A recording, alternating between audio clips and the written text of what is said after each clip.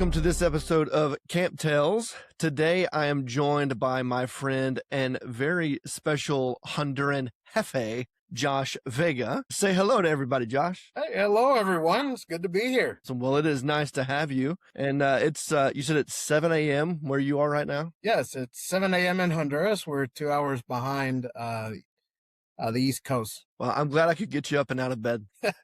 All right. So Josh and I have known each other since, I think, 2018, I believe, when I was interviewing to come on staff as executive director here at Bancroft. But his history with Bancroft goes back before I came on staff. And so I'm really excited to have him here with me today for this Camp Tales podcast. But before we get started, there's a couple things, Josh. First of all, happy Cinco de Mayo. Thank you. Thank you. You're like quasi-Mexican, so I guess it fits pretty well, right? Yeah. We celebrate a lot of the same holidays, and we enjoy a lot of the very familiar foods as well. Pretty much the whole Latin America cuisine is very, very similar. Nice. Well, in honor of Cinco de Mayo, I might eat lunch at Taco Bell. Does that count? Oh. Go to a real deal Mexican restaurant, man. What, La Carreta? There's some good. Can you name me one, here in Kingsport that you remember that was halfway decent? I don't remember one in Kingsport. I do remember one in Johnson City called El Arriero. It was really good. El Arriero? What? Arriero. Yeah, whatever that is. I have no idea how to say. I can't do that. My. Well, hey, I got some icebreakers here for you before we kind of jump into all the interview-esque type of questions and hear your story and some of your camp tales from when you were here at Bancroft. So the first icebreaker I have for you, okay, and I didn't send you the icebreakers beforehand, so these right off the top, so this should be fun. All right. So the first one, what is the one item you cannot live without? One item I cannot live without. That's a tough one. Other than me? I would say my sunglasses, really. they're a lifesaver. I do a lot of driving around here in Honduras, and there's a lot of dust as well. And of course, being in a very tropical country, the sun is pretty bright. Sunglasses do help a lot. So if I leave home without them, I'm suffering all day long. Like, you're cooked. Yes, exactly. Oh, that's funny. Awesome. Very cool. I like my sunglasses too. I wear them all the time. And actually, I usually keep them on the top of my hat. But I was like, you know what? Since I'm shooting this, maybe I should take them off. But, Same. They have a permanent spot on top of my hat. I take my hat off. They're right on top. So I grab everything and go. I mean, I can leave my phone. I can leave my wallet, whatever. But my sunglasses have to come along. Amen to that. I got to work outside today. And so it looks like it's supposed to be sunny. Sunglasses will be on all day. It's gonna be great. But yeah, multi-purpose and not just for the sun but you're working outside, you need eye protection. They're there. That's fair. So. And I mean, honestly, you just look good in them. So really it's a fashion statement as well. Exactly. So yeah, multi-purpose. Way to keep it trendy, Josh. That's what we like. So, all right, I got you another one. If you could have a lifetime supply of anything, what would it be? And it can't be sunglasses. Oh, man. All right. It'd have either one of the two. It'd be my favorite food, which is baleadas, Honduran staple dish, or coffee. Can't live without coffee. See, I can live without coffee. I think Marie, not so much. She's got to have her coffee every single morning if she can do it. Living in a country that produces a lot of coffee and having worked in a coffee farm and producing coffee, yeah, it's a must every morning. You're almost like not Honduran, I guess, if you don't drink coffee. Is that right? Almost, yes. You're close. So those people, do you kick them out of the country? Is that like their punishment for not drinking coffee? Yeah, we send them to El Salvador and Nicaragua. We're like, yeah, just go. You're not a true Honduran. Go somewhere else. Not a true Honduran if you don't drink coffee. That's funny. All right, so I have a controversial question for you. Okay, so prepare yourself. Okay, mentally, physically, spiritually. Okay, you ready for this one? All right. Is a hot dog a sandwich? Be careful how you answer this. That's one of those philosophical questions that might never be answered, I think. Because some could argue a hot dog could be a taco. Way to bring it back to Cinco de Mayo. Wow. There you go. Taco, you fold everything that's in the middle. Hot dog, you fold the bun around. A Could hot it be a dog taco? taco. Could it be a sandwich? You never know. It's a philosophical question that, if you think about it, you can just keep adding on to it. You'll never get an answer, clear That answer was for it. well played. That was well played. I like that. That's a I great brain point. sometimes. I brain. Yeah. That was pretty good. I feel like a sandwich has to have like two separate pieces of bread that go together. But you're right. This is more like a taco because usually the bottom of the hot dog bun stays together. Wow. But you say a sandwich has to have two different pieces of bread, but what about an open-faced sandwich? It doesn't have two pieces of bread. Wow. Ah, Yeah. You have thrown me for a loop this morning, man. you see what I'm saying is that philosophical question that keeps coming back and around. Man, you are spot on, man. You are on fire this morning at 7 a.m. in Honduras. For an exhausted guy, yeah. Oh, that's too funny. Well, cool. Well, good job, man, answering those icebreaker questions here at the front end. So now let's get into the purpose of these episodes. And so with Camp Tales, the purpose of them obviously is to fill space in between our main seasons of our Stop and Consider podcast. But the purpose of the Camp Tales podcast is simply to talk about camp life, camp ministry. And so one of the things that we're doing in this series of in between podcast episodes is interviewing former or current staff members or counselors, people who grew up at camp, those kind of things, just to hear from them and to hear some of their experiences, I guess, growing up at camp, right? And so I kind of wanted to start off just for the people who don't know you. I want you just to tell us a little bit about yourself, your background, where you're from, and what you're currently doing. All right, sure. So my name is Josh Vega. I am from Honduras, born and raised. My parents are missionaries here. I came to know the Lord at a very young age and grew up in the church and doing ministry around here. My parents have worked with a U.S. mission called Siloam International since the early 80s and bringing teams down to Honduras, doing evangelism in many different ways, construction, medical teams, etc. Through that kind of work, they do the ministry. With Siloam International, my parents and I were called up to the States back in 1998 to start a Hispanic ministry in the Tri-City area. Thankfully, that ministry has grown, and from the one small church that was planted, 5 different churches have grown out of, which is amazing. And I was able to see that while I was there back awesome. From 2017 through 2020. But we went up there to Tri-Cities as a family to start these ministries. And interestingly enough, what you said earlier on is that my history with Bancroft dates way before you came along. Back in 98, I remember being a camper at Bancroft. That's awesome. And meeting some of the early founders or early workers there at Bancroft, early missionaries, Guy Tilley, and I met Jeff and Martha, the Dinguses. I met them while we were there.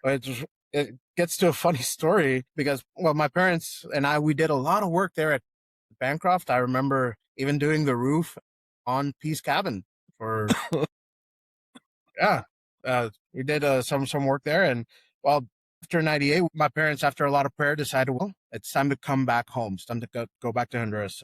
Spent from 98 on to here in Honduras, finished high school, went on to university. And while I was finishing my university classes and doing an internship to get my degree, I saw a post of Bancroft, and a friend of ours, Kenneth Hill, posted it, and he said, please pray for Bancroft.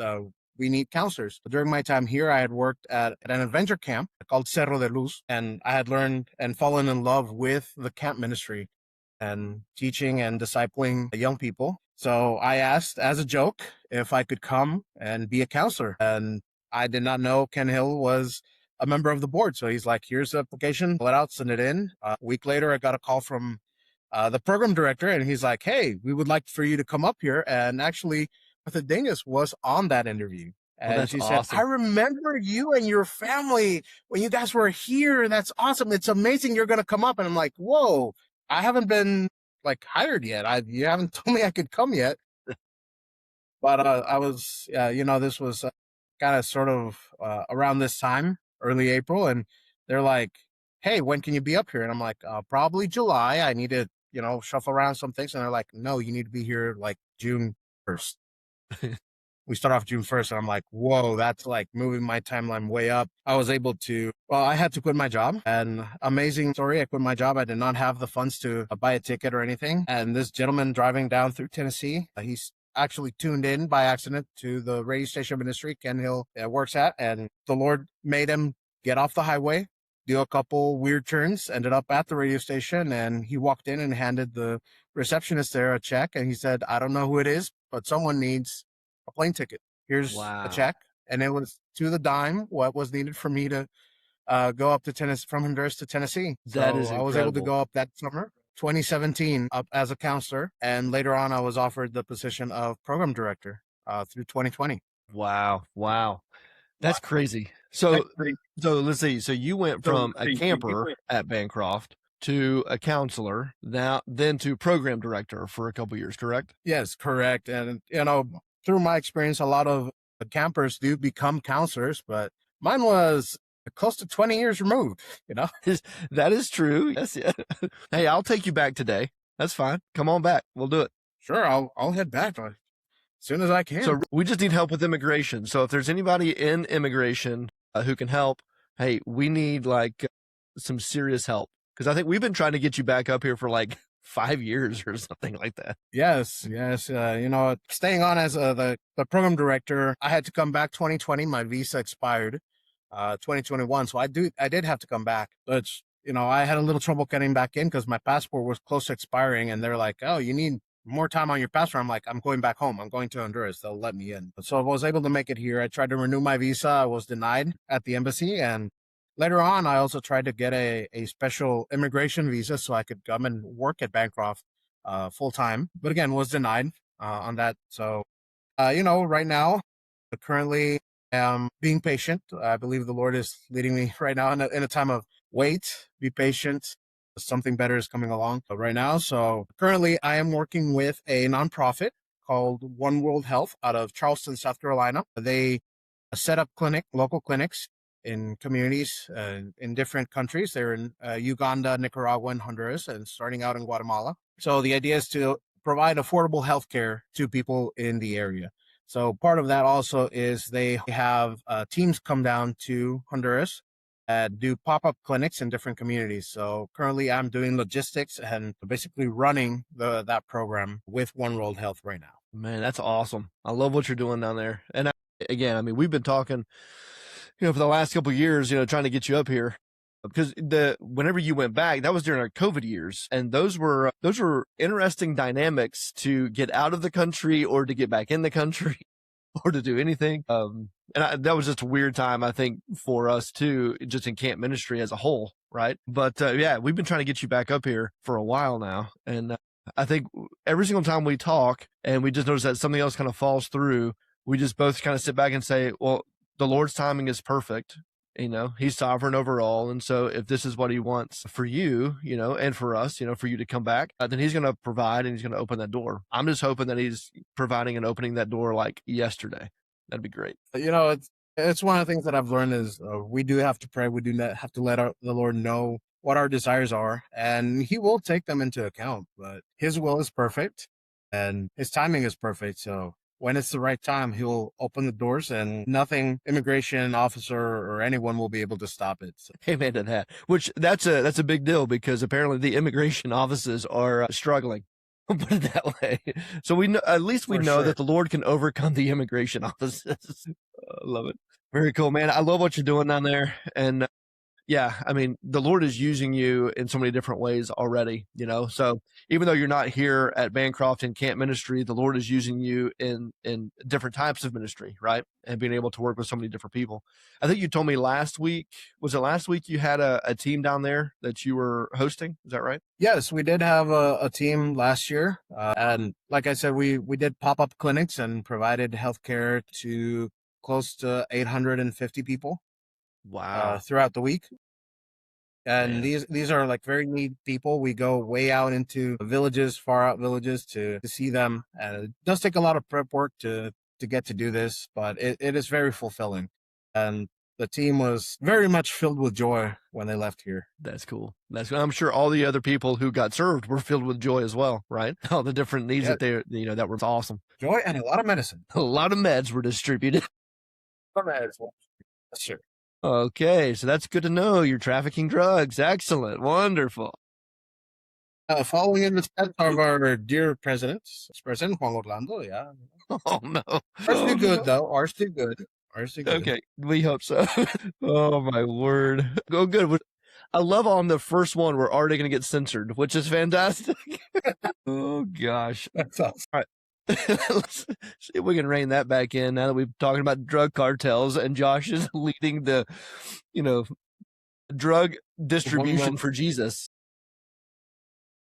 It's one of those, while waiting, I thought, well, I can't just stay and do nothing. It's, one, I do need a job. And secondly, I do need a job that will allow me to serve and help others. So this was a great one. And, ministry wise, it is a great ministry, but also doing other ministries as well, helping out a friend with an outdoor ministry that he's getting started with teenagers. We take kids hiking and rock climbing and doing all other stuff outdoors, which is great for them because a lot of them don't have that experience. So we're still in ministry. We're still working. That's awesome, in man. the I love it. ministry.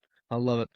All right, so let's talk a little bit about your time here at Bancroft as a camper, program director, counselor, all those different things, because you were program director whenever I came, and then you Yes. stayed program director until you left, pretty much. Even during those COVID years, you kind of were heading up a lot of the things that we were trying to do during those times because we weren't able to have regular camp. And so your presence here, being able to lead in a lot of those areas was a huge help.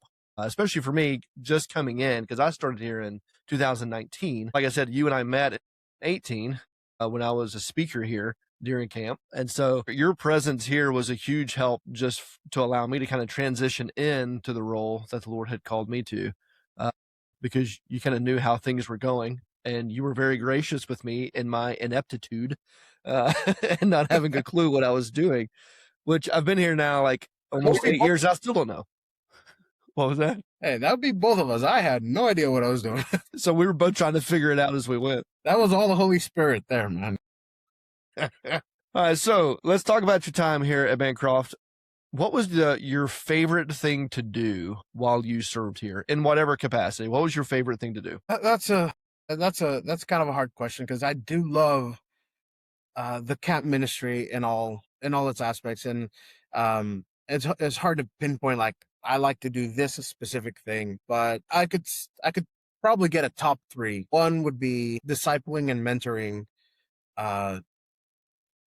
the campers that come into Bancroft. Just being able to listen to them, listen to their stories, what they have to say, hear their questions. They do have a lot of questions when they come on. It's one of the fun things about being in the camp ministry is that we do get quite some time with them, and they're like, "Hey, you're here all the time. Can I just talk with you?" And we're like, "Yes, I would love to talk with you." And being able to answer those questions for them, and just being able to walk along with them in what they're thinking and their faith as well. It's one of the best things in camp ministry, I would think. Number 2, I would say, along with that, is being able to teach them through the activities that we have, is like how to come along, how to walk with Christ, and being able to model that for them in a way that's like, this is my life, this is what I do. Be completely sincere with them and teach them, and through the activities, having them break out of their shell from their daily life and open up and do that. So I think that would be like the things that I really like about camp. That's cool. Yeah, you're right, man. Like there's something about camp ministry where like we are with them 24/7. You know what I mean? Like Yeah. there's not a downtime. Like you're always with them, And again, there's something about camp ministry to where you've got campers that come who you don't know from anybody else. It's just like this is just some person who's there. But within such a short amount of time, man, like there's a relationship that's built, there's a trust that's there, and then like they open up about the stuff that they're going through in their lives and the stuff that they're struggling with or the questions that they have. It's always incredible to me how in such a short amount of time so many things can take place, from a spiritual standpoint, which is, I don't know, it boggles my mind all the time with it. Yeah, man, and it's like you said, there's a relationship that's built during that time, and they see you 24/7. And these kids, a lot of them will test you and see how you respond, how what your reaction is to what they do. And being in the camp ministry, and we have to be very Christ-like in many ways. And one of them is not losing our cool with the kids, because we have to understand they come from very hard lives, and they're going through stuff, and it's like they see how we react, and if they can see Christ through that, and that's afterwards what they learn is just amazing. Yeah, that's a great point. That's one of the things that in our counselor training, I'm sure you did it too whenever you were a program director. But during counselor training, like I'm always telling our counselors, like you don't know the background that these kids are coming from. And I think in our culture, it's becoming more and more prevalent that these kids are coming from difficult, broken homes and situations, and so they're coming with a Unfortunately. lot of baggage, and so you're right. I think there's going to be a number of campers who are seeking to test us out. Are we going to give them the same reaction that they get on a regular basis? Are we going to tell them the same messaging that they're hearing through social media, through just our culture in general? Or are we going to tell them something countercultural? And are we going to live in a way and respond in a way that's completely different that they're not used to? And I think when we do that, then that's just a testament and a testimony that Jesus Christ is in our lives, right? And the Holy Spirit is working in us. And I think that's a huge witness to every single kid that comes on property. Yeah, absolutely. I mean, we're witnessing to them. We're showing them who Christ is through our actions, through what we say, everything we do at camp throughout that week. So we are being Christ towards them. Yeah. Yeah. And I love it.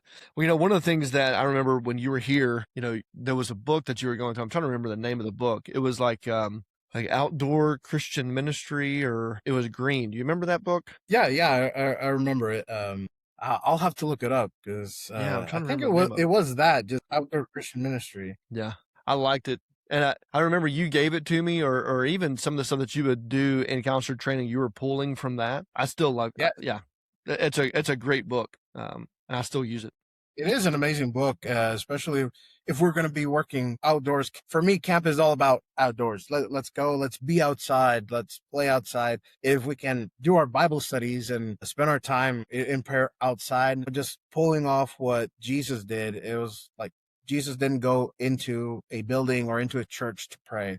He went outside. And I do believe that, God's classroom is nature, is being outside. The scripture does say nature shouts about his glory and about him. So yeah. Yeah, I remember that. That was one of the things that you definitely imparted to me, whenever I was coming into camp ministry, was just the importance of being outside and using our time in nature, in God's creation, to point to him, and to use that, whether it was, outdoor adventure activities like a rock wall or a zip line, or just being outside in general and being able just to, like you said, the psalmist says the heavens declare the glory of God. So as we look around, when we're outside and just look at his creation, that's a testament and that's a testimony of God, his existence and what he does. And so, yeah, like that was one of the things, man, that you imparted to me. It was just the significance and the importance of being outside, being in creation, but not only just being in it, but tying it back to the creator, and who he is and what he has done for us. And so, yeah, even with that, man, I appreciated your insight and all your help with that. That was huge for me. So, all right. So let's talk a little bit more. Okay. Because again, it's Camp Tales. All right. So do you have any favorite memories or stories from Bancroft from your time here that you're willing to share with us or allowed to legally? Man, it's is there's so many stories that we could tell, but what one of the most amazing ones is you see the community that is built in camp, that our counselors, our campers built through it. I do remember it was one of our junior weeks, and this girl came uh, to camp on a Monday, and she was very shy. She didn't want to talk with anyone. She didn't want to hang around with anyone. But throughout the week, our her counselor, her cabin counselor that week, just was talking to her and loving on her. so much, and her whole cabin just like rallied around her. And she had the rock wall activity like at the very beginning of the week, and she could barely get like 2, 3 steps up into the rock wall, and she was just crying, and she was really frustrated because she's like, I'm scared. I want to do this, but I'm so scared. And even though we did explain, the ropes, they can hold so many times your weight, and you're going to be safe. Our counselor won't let you fall. And we try to explain all this to her, and she's like, I know this, but I'm still scared. But her counselor during the week, she was just talking to her, loving on her. She was able to do all the other activities. And at the end of the week, she asked, hey, can I do the rock wall again? Even though her cabin had already done the rock wall, we're like, absolutely. You want to do this? You'll be able to do this. So we went back to the rock wall, and I think like half the camp was there at the time. So she was able to get on the rock wall, and she made it all the way to the top while everyone was cheering her on. Like, I think the neighbors around the camp were like, what's going on? What craziness is going on out there? Because everyone was cheering just so loud. But she made it all the way to the top. And when she got down, she was just glowing and so, so happy. I'm like, that's amazing. You can see the community that formed around her throughout the week, and her progress throughout the week from being this scared little girl to just being so brave and making it to the top of the rock wall. That is awesome. That is awesome. Especially, excuse me, like you said, especially going from like being like 2 rows up on that rock wall at the beginning of the week. Now you've reached, it's roughly what, 40 feet in the air, give or take. Now you've made it all the way up to the top, and you hit that bell. That's fantastic. And just the fact that she was willing to overcome that, and she wanted to. And then, like you said, man, the community of everybody just coming around her for encouragement, that is beautiful. I love that. Yeah. So like I said, it's a testament to our counselors as well, to what they do. And because like we mentioned before, they are with these kids 24/7 throughout the whole week. Even during our short times, which is like 2, 3 days, they're there for 24/7 with the kids, and the kids get to see them in their highs and their lows. I know summer is very hard. Like after the 3rd week, summer starts to drag on a little bit. We're all exhausted, but our counselors, sorry, they keep going on, and they just keep loving on these kids and just showing Christ through all their work. And there are many testimonies and stories I could tell about camp, and just the craziness and the length that our counselors are willing to go through just to show Christ to these kids. And it's just amazing. Yeah, I completely agree. And again, like it's one of the things that it's almost like every single summer I see something similar to the story that you just told, that there's some kid who's struggling to do something, right? Some kind of activity or whatever it is, or is very isolated and closed off, but just through the love and the care that the counselors show to that kid, and then rallying everybody around them, to kind of encourage and to help them. And then to see that kid finally take that step, and finally do the thing that they were so scared to do, right? Now, all of a sudden you just see like their face light up, or you see, like pictures, or you see the counselors like with their hands up and everybody cheering, and you just kind of see like, it's not just a victory for that kid, it's a victory for everyone, involved in witnessing that. And it's just something that we can all kind of rejoice in, which kind of reminds me of like just the body of Christ, that the Apostle Paul talks about, like when one suffers, we all suffer, but when one celebrates or one, rejoices, we all rejoice. It's that same kind of thing that, like we said just a minute ago, in such a short amount of time, you see just that community and that camaraderie that is built, between the campers, between, the counselors and the campers, between the counselors themselves, all of them. And so now it's one big body, that is just, in it together. And that's always a joy and a blast to see. So very nice. Yeah. And, in a way, being in camp ministry, you have to have a certain degree of craziness, which is what I love, being the program director, and you yourself as being a program director. I mean, I think we are a little bit crazy. Our counselors, as they come on, they figure it out, and they're like, I can let my craziness come out here. Of course. And they're just free to be themselves and be able to show these kids, hey, this is what a relationship with Christ is like. It's not a boring thing. It's not something that, it's all rules and structure, and we have to do this if we want to We want to show that we're good. No, hey, this is who we are. We have to be free to express ourselves and do that. And it's so funny because many of the kids come by and they're like, "Well, I don't know how to say this, or I don't know how to say what my hobby is without sounding like I'm someone crazy." But our counselors have the same hobbies sometimes, or they watch the same cartoons programs, and they're like, yeah, I do that. I play Minecraft.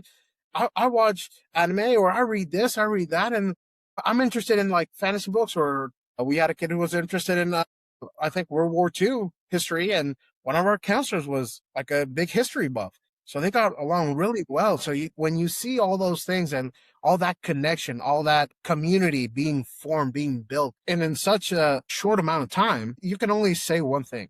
This is God working in this ministry, in this area.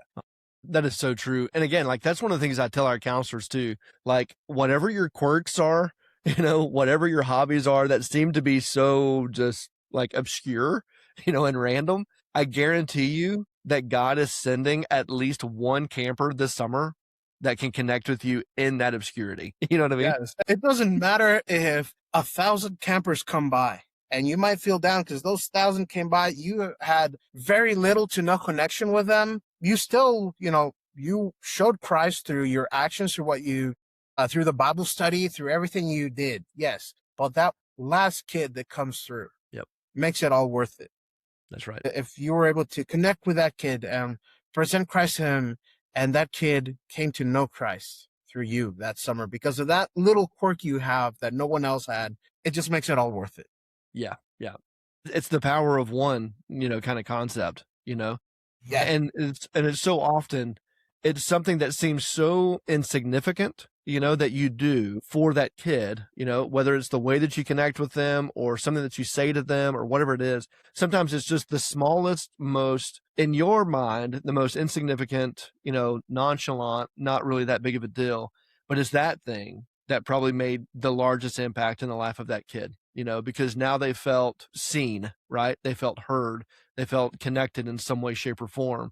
And that just opened the door to their heart, and to allow the Holy Spirit to work in their life, whether it is for the first time in salvation or whether it's just in whatever it is that they're going through. And now that they don't feel alone, maybe in their obscurity and quirkiness, right? Now they're like, wait, now this person is just as obscure and quirky, if not more, than I am. And look who they are and the model that they are and the example, right? And what they're doing and how they're reaching kids. And man, it can change lives so easy just for one small little thing. Yeah, that just one little thing that you do or that you have as a hobby, it can come out to, something bigger. God can use it to work in mysterious and wonderful ways and multiply that down the road. Like I said, I worked at a camp here in Honduras, and some of the campers that we had back, when was it, 2007, 2008, 2009, we've met them now, 2018 through 2026. We've met them, and they're like, hey, you remember I was at camp, at this day? And so I'm like, oh, yeah, I remember you. Dude, you were a pain in my butt that week. And they're like, yeah, I know. I was going through some things, and I'm like, we totally get it. We understand. It's like, we're not holding against you. We just remember that you were a pain in the butt. And they're like, yeah, we were. But guess what? And we're like, what? I'm the leadership. I'm the worship ministry leader now. Wow. I went to Bible school I'm the youth pastor. You remember that I actually went out and got a degree in outdoor ministry, and I'm working at a camp, or I'm doing this activity like rappelling, high ropes, adventure stuff. And every time I can, I work the gospel into everything that we do. And we're like, I did not have you pegged as someone who's going to go into ministry. I did not think you were going to be preaching, doing rock climbing off in the mountains of Honduras at one point. Yeah.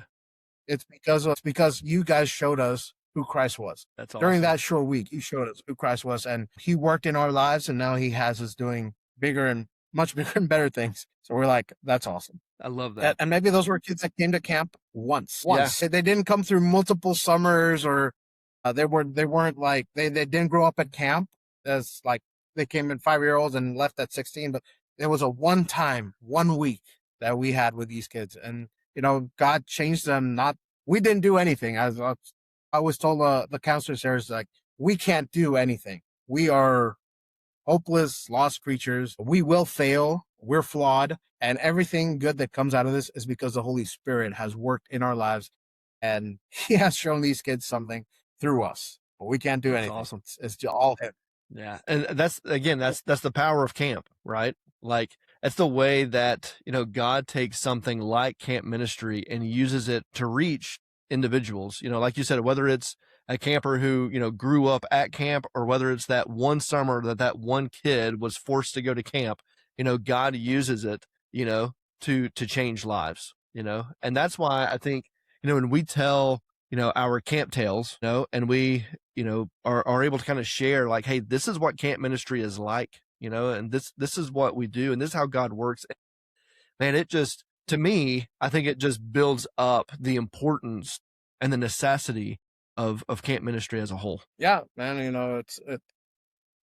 Again, I can only point back to Christ. Everything that happens in camp ministry, it's because of him. He gathers a group of misfits that no one would think, oh, they should be in the ministry.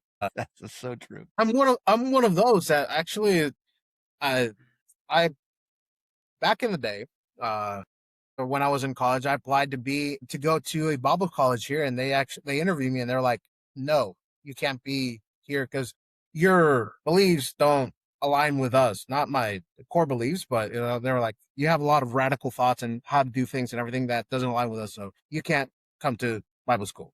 So I'm like, okay, I got kicked out. So a lot of us who come to camp ministry, we're misfits in other ministries, like the sideliners, who nobody wants to work with us because we're either too weird. That's And fair. that's one of the things I love. If you look at Jesus' disciples, they were the misfits. They were the ones that nobody else wanted in their ministry. And look what they did. They spread the gospel throughout the known world at the times. And Bible tells us they turned the world upside down, Exactly. And that's what we like to do it in camp ministry, with these kids, turn their worlds upside down and show them a different way of who Christ is, a different way to see Christ. And it's what I love, with our counselors as well. Is the camp ministry is not just for the campers; it's for our counselors as well, because they come in with baggage, they come in with their own problems, and it's just so amazing to see a counselor come in like first day of counselor training, and by the end of that summer, they're just a totally different person. Yep. I completely agree. Because you can see the growth in a counselor as well. From Yes. first day of counselor training to the end of camp, and where they're at. There's so much growth that can take place. Like you said, not even just in the life of a camper, but even more so in the life of a counselor when they're giving their time and sacrificing, and just allowing the Lord to not only to work in them, but also through them in camp ministry, their lives are changed as well. And I think that's, again, man, that's just a testament to, the glory of God, who he is and how he chooses to take broken, quirky, weird, misfits, and not only work in them to make them who they're not, but also to use them, to reach the world. Yeah, well, like I said, there's so many stories about this that we could tell. Yeah. We could be here all day telling these stories, man. If I did that, there'd be a lot of editing for me to do, and I don't have time for that. We should just make it a series, We could. I just gotta have the time to make record the episodes. All right, I got one more question with you, and then I'll let you go about your day because I need to go about mine as well. Last question. It might be the hardest one, and I didn't send it to you. So, who is your favorite Bancroft staff person? Current or past? Whatever you want it to be. I'm just going to see if you're going to stay on script and say what I want you to say. You, of course. There it is. Yes.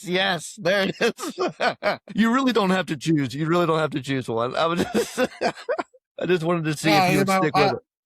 I've loved all of the Bancroft family. You, Marie, the kids, they're amazing. And the Dinguses as well, Jeff and Martha, they're amazing. Unfortunately, I haven't been able to spend time with the newer addition to the Bancroft family. But yeah, I love all the Bancroft families, even those who are not there full time anymore. I do miss everyone a lot. And everyone is constantly in my prayers. I do miss the campers. And a very hard thing for me is seeing everyone grow up from so far away. Yeah. it breaks my heart, but it makes me so happy and full of joy to be able to see these kids grow up. And some even start their own families now. And some Yeah. who I met as campers, they became campers and now they have their own families. And even some of the campers that I met when they were really, really little, they're now graduating high school. And I'm like, where does time go? It makes you feel old, right? It does make you feel old, still young at heart, but But my body is not acne, as young. everything else is kind of like, nope, no, you're not.